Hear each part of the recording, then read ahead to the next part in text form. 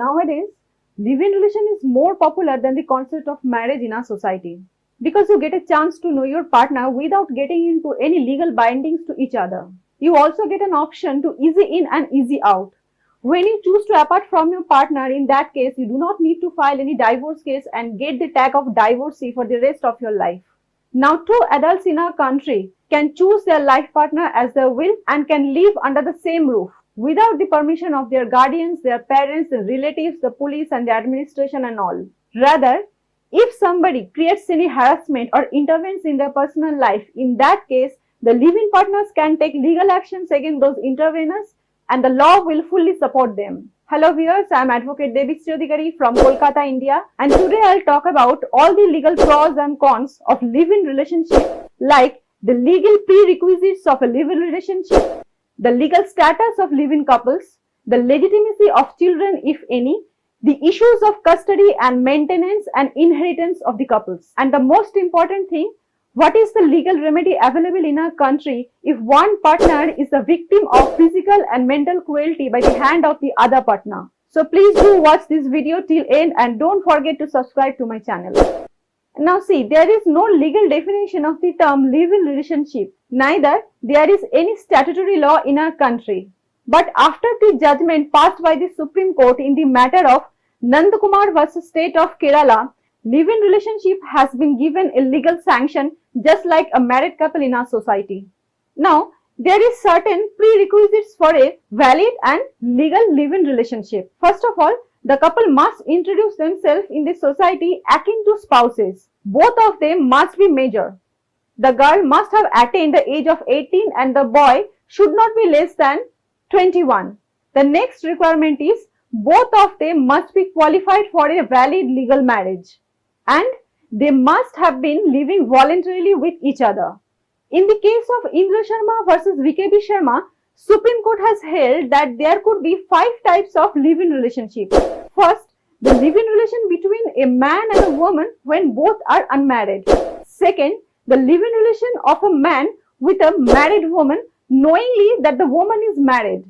The third is the live-in relation between a married man with an unmarried woman knowingly that the man is already married.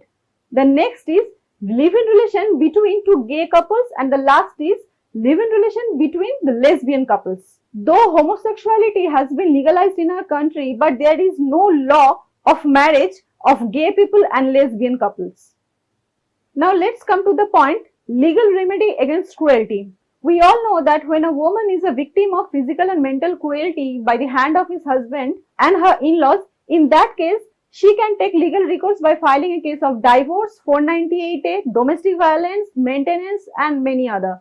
But in a live-in relation, if a woman is a victim of cruelty by the hand of his male part and also his family, in that case, Supreme Court has already decided in the case of D. Veluswamy that the woman gets relief as equal to a wife by filing a case under the Domestic Violence Act. She will be entitled to the relief of a protection order, she will get the relief as a compensation, she will get the monetary relief, she can get custodian order if there is a child and she can also pray for residence order.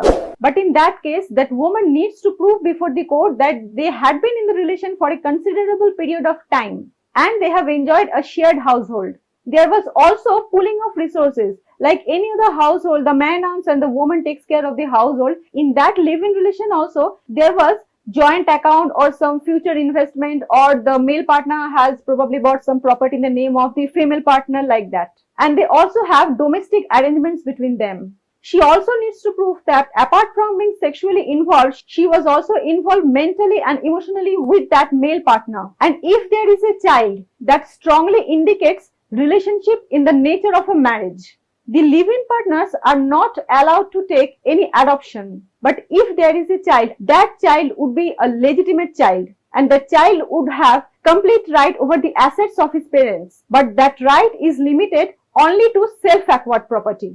Now suppose at some point of time decides to get apart. In that case, both the parents will have equal right to ask custody from the court. Similarly, after passing a considerable time, if the man separates from the female partner, in that case, The aggrieved female partner can file a case of maintenance under section 125 of CRPC, and if there is a child, she can also maintenance case for that child also. In a long-term live-in relationship, the status of a live-in female partner is considered is equal to a wife in the eye of law. Now the very crucial issue is the issue of inheritance. If one partner dies, in that case, like the husband and wife matter, if the husband dies, the wife automatically gets the property of her husband, or similarly when a wife dies, the husband automatically gets the property of a wife. But it is not same in the case of a live-in relationship. In the live-in relationship, if one partner dies, the property of that deceased partner automatically devolves on the class 1 heirs of that deceased partner, unless that partner has already bequeathed some portion of his property by way of a will to the other partner. But apart from that, people who are already in live-in relationship, they must be cautious about the possible frauds in this relation.